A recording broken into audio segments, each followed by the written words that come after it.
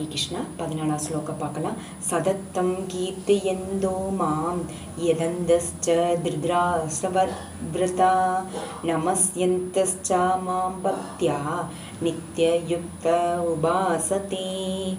இப்போ ஒரு சாதாரண மனிதர் முத்திரை குத்துவதன் மூலமாக மகாத்மாவை உற்பத்தி செய்ய முடியாது. அப்படி அறிகுறி இங்கே விளக்கப்பட்டிருக்கு. மகாத்மா புருஷோத்திரமான முழுமுதற் கடவுள் ஸ்ரீ கிருஷ்ணரின் புகழை கீர்த்தனம் செய்வதில் எப்போதும் ஈடுபட்டுட்டு இருப்பாங்க. அவங்க வேறு எதையும் செய்கிறதும் இல்லை.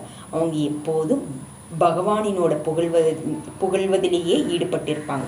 வேறு விதமாக சொல்லணும்னா அவங்க அருவவாதி இல்லை. புகழ்வது என்ற கேள்வி எழலாம்.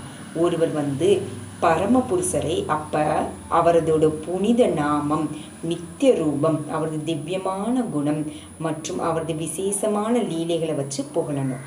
ஒருவர் இது எல்லாமே புகழணும். அதனால தான் மகாத்மா என்பவர் பரமபுருஷ பகவானிடம் பற்றுடையவராகவே இருப்பாங்க.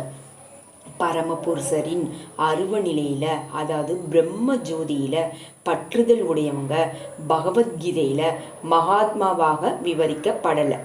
அதே போல் உள்ளவங்க அடுத்த ஸ்லோகத்தில் வேறு விதமாக விளக்கப்பட்டிருக்கு. ஒரு மகாத்மா ஸ்ரீமத் பாகவதத்தில் பரிந்துரைக்கப்பட்டபடி விஷ்ணுவை பற்றி செவியுறுது பாடுதல், கேட்குறது, பக்தி தொண்டில் பல்வேறு செயலில் எப்போது ஈடுபட்டிருக்கிறாங்க. அவங்க தேவர்களின் தொண்டிலோ மனிதர்களின் தொண்டிலோ ஈடுபடுறது இல்லை. இதுதான் பக்தி. ஸ்வரணம், கீர்த்தனம், விஷோனோக மற்றும் ஸ்மரணம், பகவானை நினைவிற்குள் வச்சுக்கிறது. அதே போல் மகாத்மாவின் இறுதி இலக்கு 5 திவ்யமான ரசங்களில் ஏதாவது ஒன்றில் பரமபுருஷ பகவானுடன் உறவு கொள்வதே ஆகும். அந்த இலக்கை அடைவதில் அவர் திடமான உறுதியுடன் இருப்பாங்க. அந்த வெற்றியை அடைவதற்காக அவர் தனது உடல், பேச்சு என எல்லாவற்றையும் எல்லா செயலையும் பரமபுருஷரான ஸ்ரீ கிருஷ்ணரின் தொண்டில் ஈடுபடுத்துகிறாங்க. இதுதான் முழுமையான கிருஷ்ண உணர்வுன்னு சொல்லப்படுது.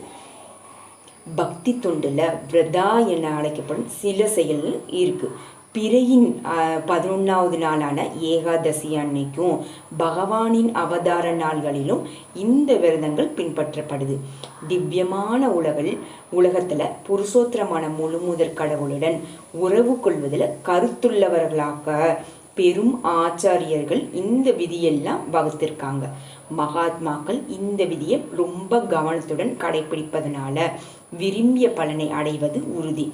இந்த அத்தியாயத்தின் 2வது ஸ்லோகத்தில் சொன்னபடி இந்த பக்தி தொண்டு எளியது மட்டும் இல்லை, மகிழ்ச்சியான மனசோட நிறைவேற்றக்கூடியதாகவும் கூட.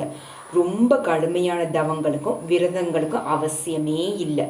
திறமை வாய்ந்த ஆன்மீக குருவால் வழிநடத்தப்பட்டு குடும்பஸ்தானகாவோ பிரம்மச்சாரியாகவோ சந்நியாசியாகவோ எந்த நிலையிலும் ஒருவர் பக்தி தொண்டில் வாழ முடியும்.